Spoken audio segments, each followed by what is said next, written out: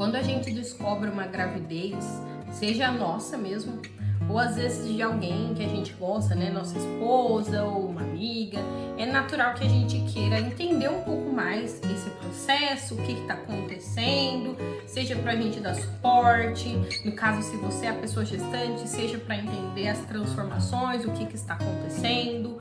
E conhecer o relato de outras mães pode ajudar também a gente a entender a nossa própria gestação. E é por isso que eu decidi dividir com vocês como foi a minha gravidez. Eu vou dividir em 3 partes, primeiro, segundo e terceiro trimestre. E esse é o primeiro trimestre. Vou contar para vocês como foi ter um primeiro trimestre de gestação com hiperêmese gravídica.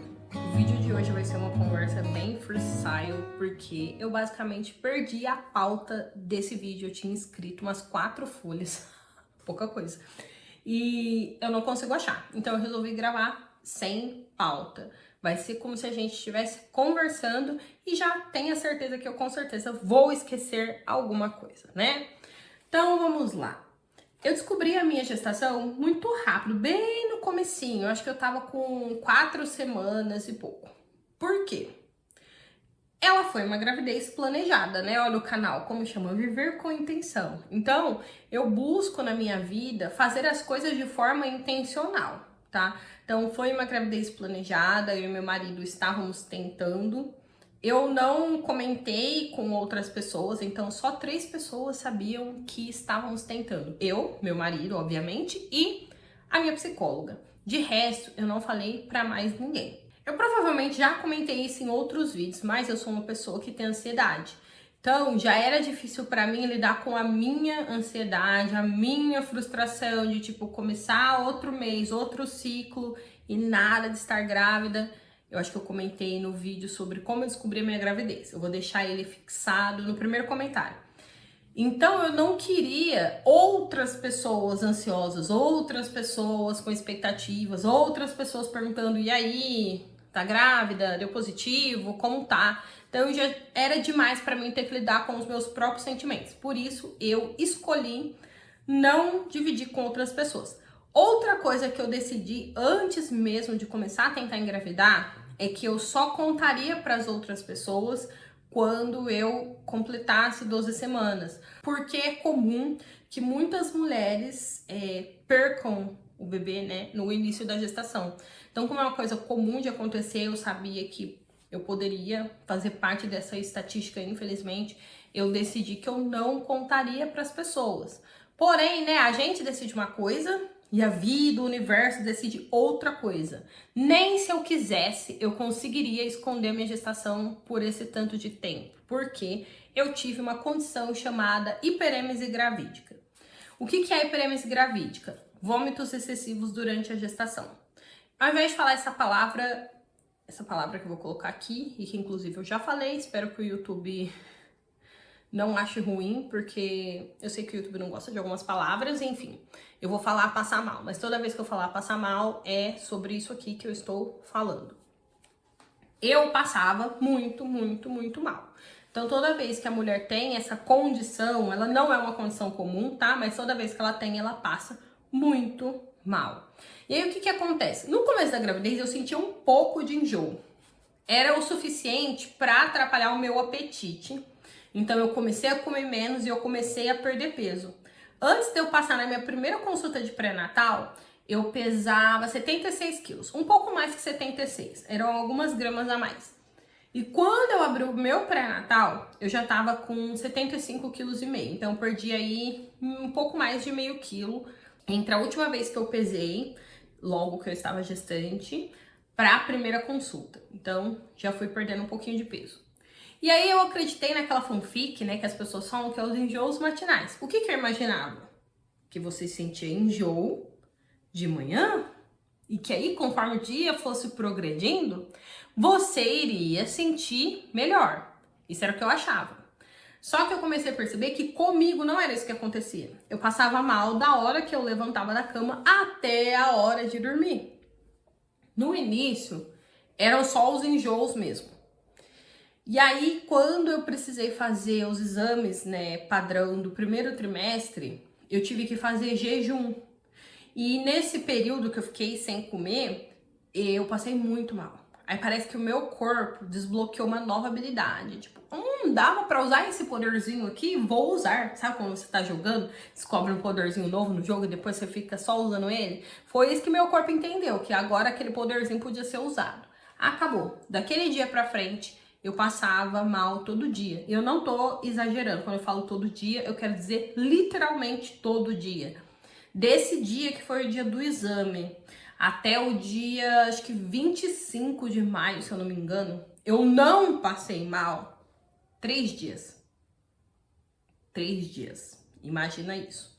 No começo, né, quando eu comecei, eu passava mal assim umas 3 vezes por dia, no mínimo. Quer dizer assim, às vezes eu passava mais, mas eu nunca passava mal menos de 3 vezes por dia. Só que isso foi progredindo e no final da gestação eu passava mal 4, 5 vezes por dia. Uma vez que eu parei de contar, eu já tinha passado mal 7, 8 vezes e eu parei de contar. E então era muito difícil. Eu perdi muito peso. Eu basicamente me sentia muito mal. Eu acho que toda mãe que é mãe mesmo vai se identificar com esse sentimento.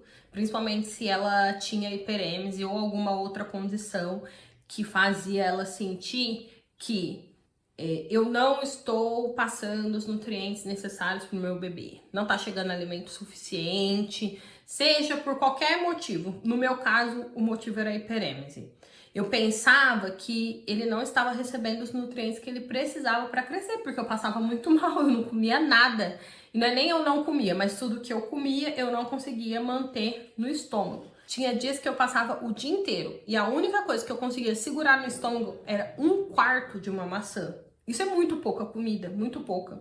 Água, se eu pegasse assim o copo e bebesse de golada, do jeitinho que ela batia no estômago, ela voltava. Então eu tinha que pôr a água na boca, segurar e engolindo de golinhos muito pequenos. E eu tinha que fazer isso com uma quantidade muito pequena de água. Nessa época eu também tive infecção de urina, porque eu não bebia água. E aí eu tentei fazer o tratamento, porém assim, às vezes eu tomava o remédio e aí passava mal, ele saía assim inteiríssimo, não deu para absorver nada. Às vezes só de eu abrir, assim, tirar ele da cartela, aquele cheiro já subia pronto, eu já passava mal. Aliás, gente, cheiro era um negócio que eu não suportava. Cheiro de nada, nada, nada, nada. A minha vizinha fazendo comida, tipo fritando alho e cebola, eu passava mal. Meu marido cozinhando, passava mal. Cheiro de perfume, desodorante, sabonete, creme, shampoo, condicionador, desde comida até produtos que a gente usa, eu não conseguia suportar nenhum tipo de cheiro. Todos os tipos de cheiro me fazia passar mal praticamente. Era um ou outro que não me fazia passar mal. Até lanche, meu marido às vezes comprava x-tudo, alguma coisa assim, não vou fazer comida porque se eu fizer comida ela vai passar mal, então eu vou comprar alguma coisa. Aí ele comprava, chegava o lanche, na hora que ele abria o lanche eu sentia aquele cheiro, passava mal. Era maravilhoso. E aí, outra coisa que eu fazia muito era, se um alimento desse certo, ou seja, se eu conseguisse comer e não passar mal, eu começava a querer comer só aquilo. Só que esse passar mal não estava ligado ao alimento em si, né? E sim às questões hormonais. Eu vou explicar a questão hormonal para vocês. Mas aí, então, vamos supor, minha mãe fez um caldo de mandioca. Aí eu consegui, tipo, coloquei uma bolsinha pequena, consegui comer. Aí eu ficava tão feliz e eu passava muita fome. Eu sentia muita fome, muita, muita, muita fome. Então, se eu conseguisse comer, eu ficava tão feliz que eu queria comer mais. Aí, às vezes eu comia mais e passava mal. Era essa a minha vida. Eu comia, às vezes, picolé, algumas frutas, às vezes, tipo, algum legume, bem pouquinho, bem cozido, sem tempero, pra ver o que meu estômago aceitava.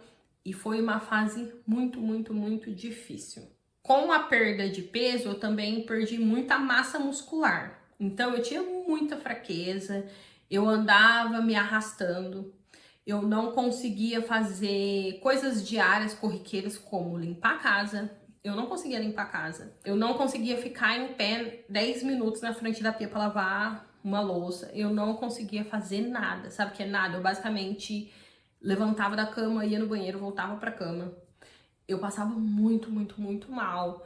Eu dormia com vários travesseiros, assim, sempre do lado esquerdo. Eu dormia do lado esquerdo porque diminui o refluxo, né, o lado esquerdo devido à anatomia do estômago. Então, eu dormia sempre do lado esquerdo, um balde do lado da cama, lotada de travesseiro, sentada. Eu dormia praticamente sentada, era tipo esse grau de inclinação, era muito pouca coisa. E eu tomava banho, eu sentava em cadeira, essas cadeiras de plástico de bar. Às vezes eu sentava no banheiro para eu conseguir tomar banho. Às vezes eu não conseguia, às vezes meu marido que me dava banho, porque eu não tinha força física, não tinha. Eu fiquei muito, muito, muito magra. Eu perdi 12 quilos. Tanto que eu vou mostrar depois pra vocês a minha carteirinha de gestante, pra mostrar essas informações pra vocês. Quando eu abri o pré-natal, como eu falei, eu já tinha perdido um pouco de peso. Eu tava com 75,5 quilos. E aí, na próxima consulta, até na próxima consulta eu perdi 5 quilos. Na outra consulta eu tinha perdido mais 5 quilos. Daí, entre essa consulta, que era a última consulta do primeiro trimestre, para a próxima, que seria a primeira do segundo trimestre, entre essas duas consultas, eu perdi um pouco mais de peso. Porque eu fui na farmácia, eu pesei. Eu até fiquei contente porque eu achei que eu tinha ganhado peso, mas na verdade eu tinha perdido. Eu é que não lembrava o peso certo. Então eu cheguei a pesar 62 quilos. E aí, quando eu fiz essas 13 semanas, na verdade, eu não sei dizer se foram os enjoos que diminuíram ou se o que me fez conseguir parar de passar mal foi uma medicação que eu comecei a tomar, que ela não pode ser tomada antes das 13 primeiras semanas, porque ela tem comprovação que causa problema neurológico na criança. Inclusive, foi o primeiro remédio que o médico me receitou, quando eu fui passando mal no hospital, no pronto-socorro. E aí eu olhei aquilo, li a bula, comprei o remédio, caríssimo, R$100. Que tristeza. E aí eu olhei e tava falando que não podia tomar antes das 13 semanas. Falei, beleza, não vou tomar. Eu não vou tomar uma medicação para me sentir melhor, vamos dizer assim. Sendo que o preço a pagar é uma possível malformação para o meu bebê. Eu não vou correr esse risco. Inclusive, gente, eu e pronto-socorro da minha cidade viramos, amicíssimos. Eu ia lá todo dia, tomava soro, meu braço parecia assim de viciado, tudo furado. Chegou um ponto que eu tava desidratada a ponto de não conseguir pegar acesso, e eu sou muito boa de acesso. Daí começar a pegar os acessos na mão, porque aqui no braço eu não conseguia pegar. Eu tomava injeção para vômito aí, vamos supor, geralmente eu ia mais de tarde, de noite. Daí eu não passava mal aquele resto de dia. E assim, até mais ou menos a metade do dia seguinte, depois começava a passar mal de novo. Eu continuava sentindo os enjoos menor, só que eu não conseguia passar mal, que é onde eu conseguia comer alguma coisa. Eu fiz um ultrassom por conta no particular, porque eu queria ver como o meu bebê tava. E graças a Deus tava tudo bem, ele tava tamanho normal, tudo certo. E aí eu comecei a ler, a estudar, e eu descobri que se você tiver deficiência de algum tipo de nutriente, ferro, cálcio, qualquer coisa, e você tiver gestante, o que seu corpo vai fazer? Ele vai tirar de você e vai dar pro bebê.